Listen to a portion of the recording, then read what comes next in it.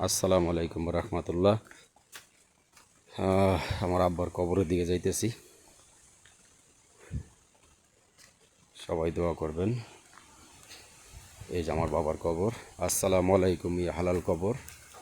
রব্বির হামহুমা কামা রব্বায়ানি সগীরা, অকর রব্বির হামহুমা কামা রব্বায়ানি সগীরা।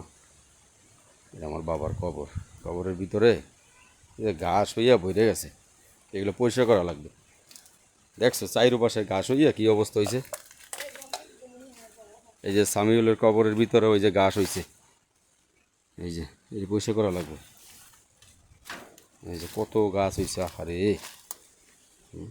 বাবার কবরের ভিতরে কিভাবে গাছ হয়েছে, মাটি ডাইবে গেছে কবরের।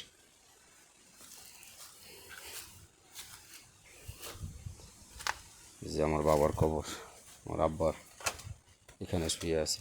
এই যে আমার আব্বার কবর। সবাই দোয়া করবেন আমার আব্বার জন্য, সবাই সবাই দোয়া করবেন। এই যে এটা এটা এটা না, এটাতে বানবো, ওই যে ইয়ে আনছি।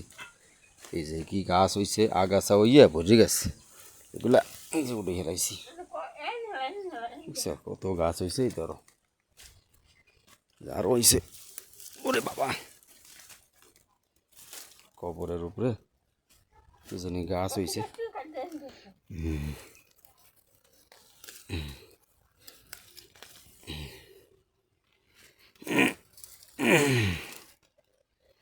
এই যে আগাছা হইয়া ভরে গেছে। এই যে বাঁশ এহিন দেওয়াটা জ্বালাইছে মা, এহিন দেওয়াটা জ্বালাইছে।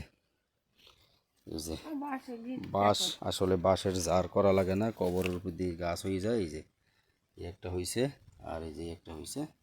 আমাদের বারজার হয়ে যাবে ইনশাল্লাহ, এতে বারজার হয়ে যাবে ইনশাল্লাহ। আমার বাবার কবরের বাড় জ্বালাইছে, আলহামদুলিল্লাহ।